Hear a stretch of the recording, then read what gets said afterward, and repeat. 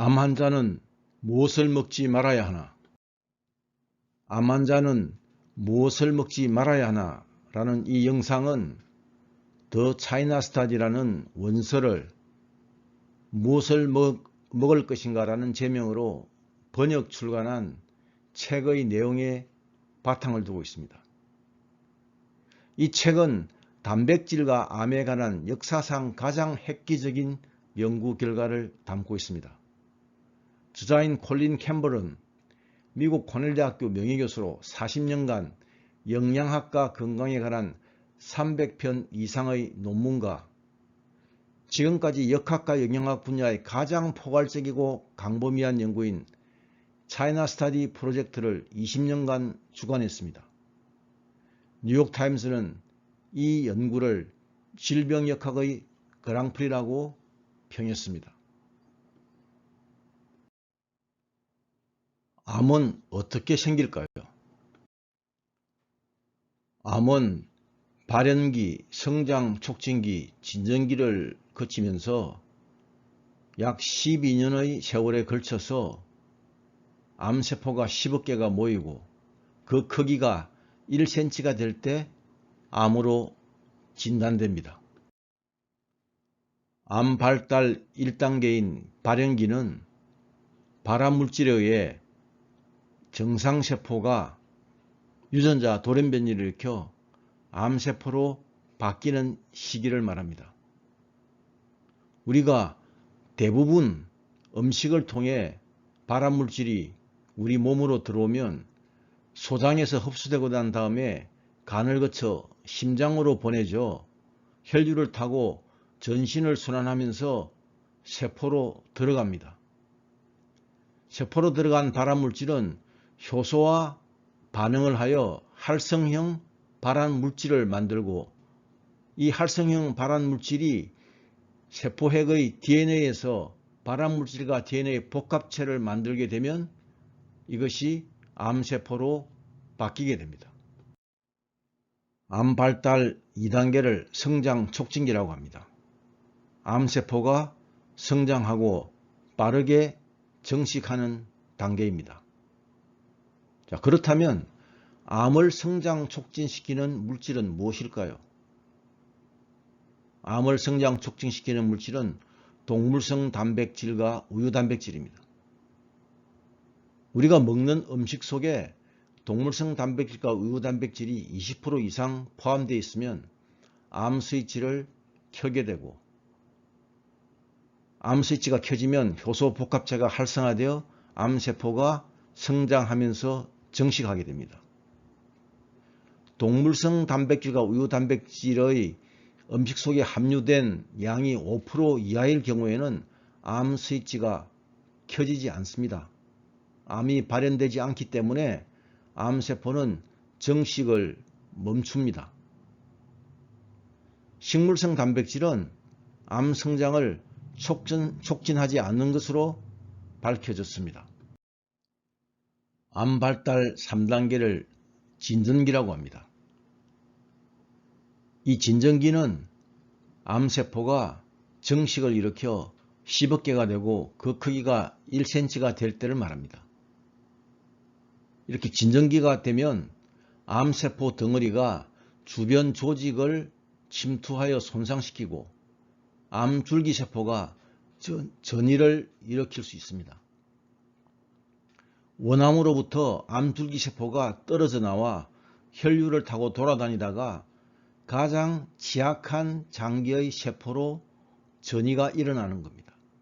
이것을 전이암이라고 합니다. 이것을 달리 표현을 하면 원암에서 암줄기세포가 떨어져 나오는 것을 저는 누수라고 표현하고 이게 특정 장기의 세포로 전이가 일어나는 것을 저는 결로라고 표현을 합니다. 그러면 암 전이는 어떨 때 잘 일어날 수 있을까요? 암 전이가 잘 일어날 수 있을 그 가장 절대적인 조건은 혈액 속의 림프구 수가 줄어들 때입니다. 림프구 안에는 암세포를 죽이는 NK세포와 T세포가 대부분이기 때문입니다. 암을 유발하는 인자에 대해 알아보겠습니다. 암의 근본 원인은 항물질입니다. 암을 유발하는 대표적인 항물질은 육고기에 들어있는 보존제와 발색제인 아질산나트륨, GMO 식품에 들어있는 독성 제초제인 글리포세이트, 오염된 땅콩이나 옥수수에 들어있는 아프로톡신 곰팡이입니다. 아질산나트륨은 우리 몸에서 어떻게 발암물질로 바뀔까요? 공기 중에 78%가 질소입니다. 동물은 공기 중의 질소를 직접 이용할 수 없습니다. 공기 중의 질소는 흙 속에 들어있는 질소 고정 박테리아에 의해서 질산이온으로 바뀐 후 식물이 이 질산이온을 빨아들여서 질산염을 만들게 됩니다. 대부분 채소에 많이 들어있죠. 그래서 동물이 이 채소를 먹게 되면 구강에 있는 질산염 환원 효소에 의해서 아질산이온으로 바뀌고, 이 아질산이온은 위점막에서 분비되는 위산에 의해서 니트로실이온으로 바뀌어서 이것이 혈관을 확장하고 신호를 전달하는 산화질소를 생성하게 됩니다. L-알기닌이라는 보충제를 통해서도 산화질소가 생성됩니다.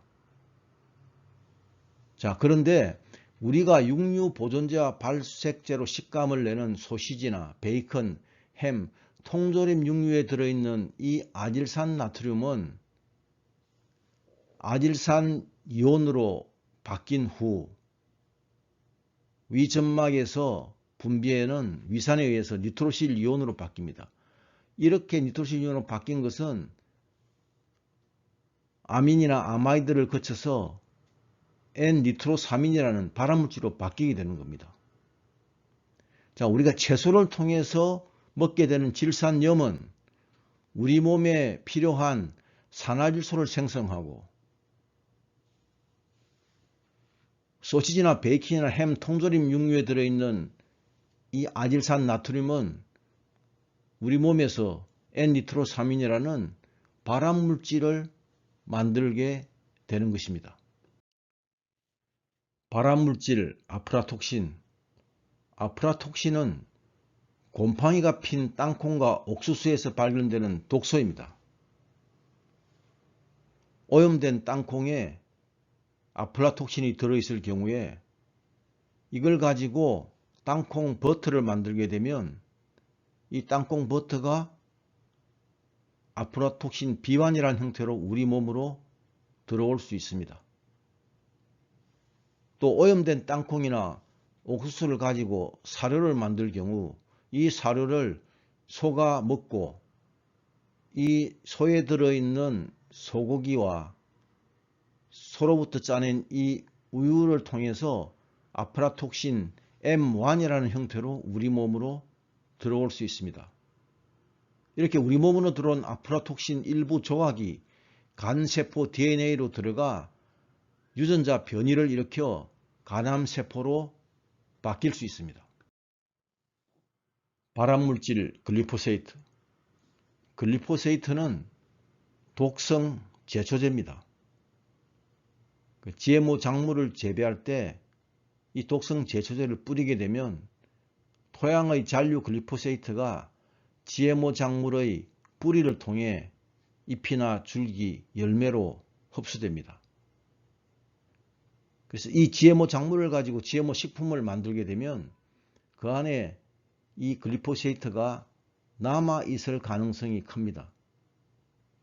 글리포세이트는 주로 GMO 옥수수를 가지고 만드는 액상가당, GMO 콩을 가지고 만드는 대두유, GMO 유채꽃을 가지고 만드는 카놀라유, 가축 사료를 통해서 우리 몸으로 들어옵니다.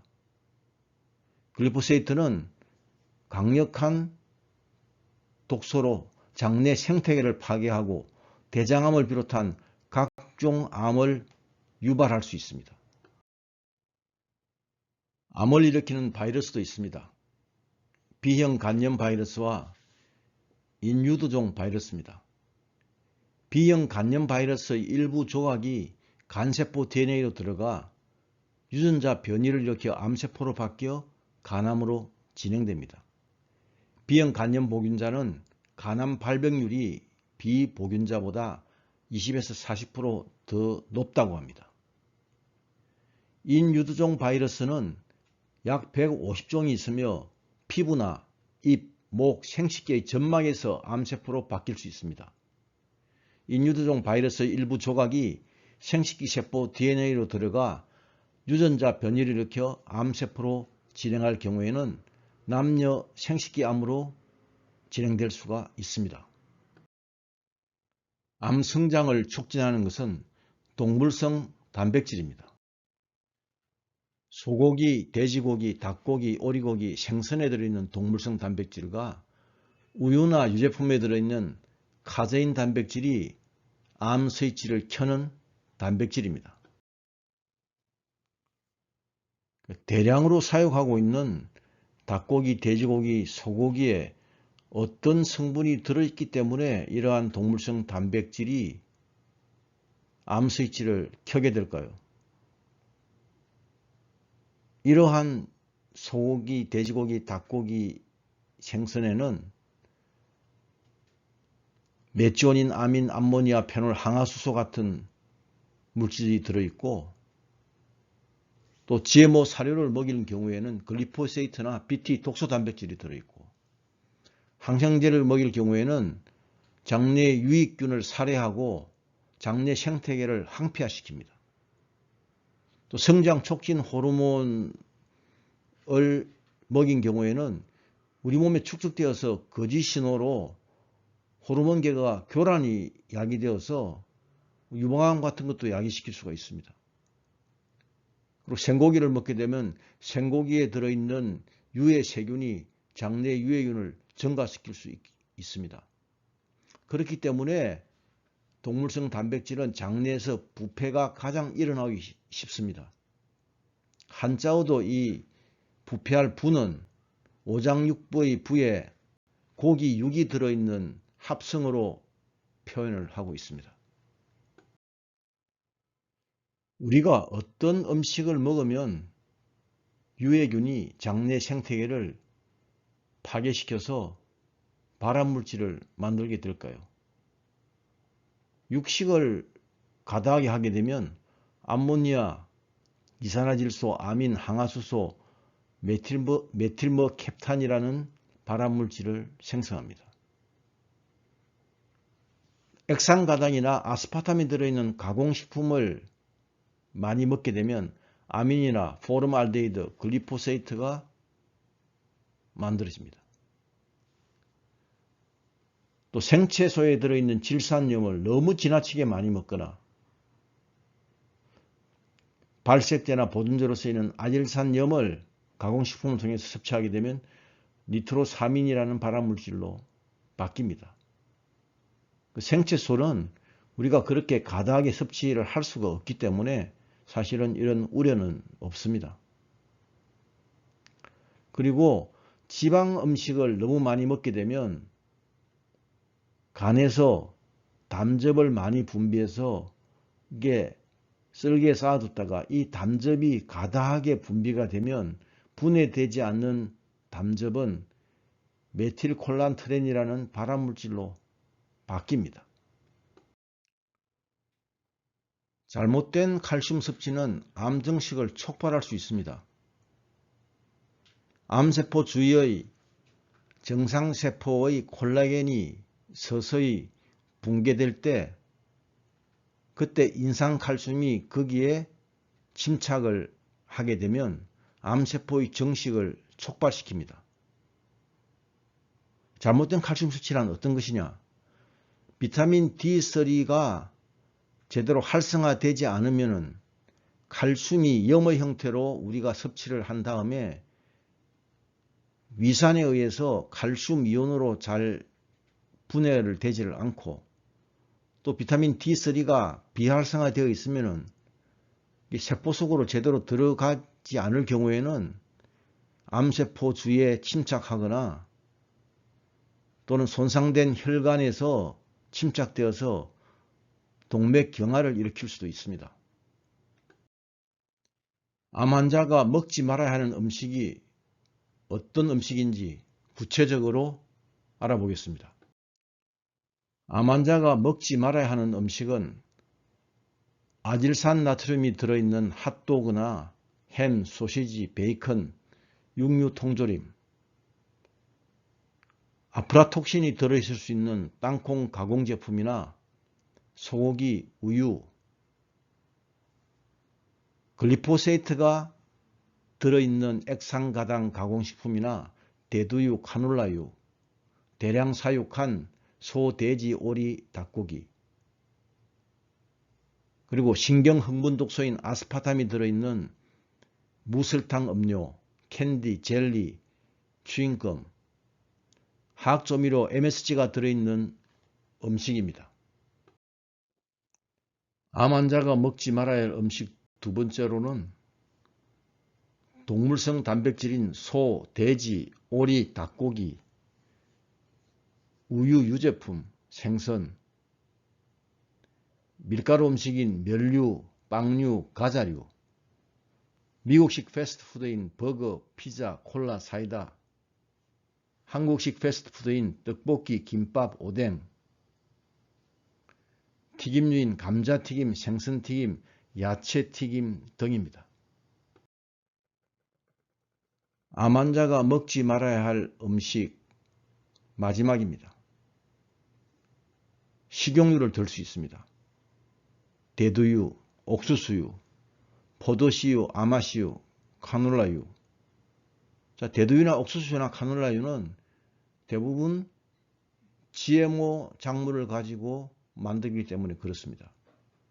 자, 씨앗을 가지고 만든 식용유는 씨앗에서 기름을 추출할 때 일반적으로 추출하기 어렵기 때문에 용제 추출법을 사용합니다. 그래서 이 씨앗으로 만든 식용유는 가능한 한 드시지 않는 게 좋습니다. 근데 흡수율이 낮은 영양제, 칼슘제 같은 경우는 흡수율이 낮고 위산이 분해하기가 어려울 경우에는 이게 오히려 암세포를 더 증식시킬 수가 있습니다. 그리고 지용성 비타민이나 오메가3도 이게 흡수율이 낮으면, 흡수율이 30% 이하가 되면은 이게 오히려 더 악영향을 끼칠 수가 있습니다.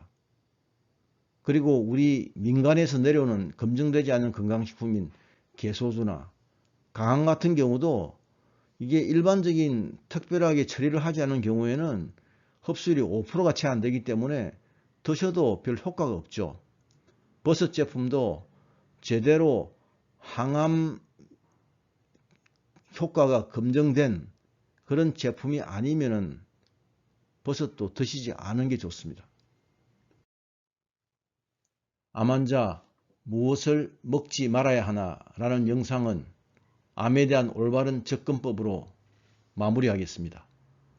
빈대 잡으려고 초가상간을 태우는 우를 범하지 말라는 겁니다.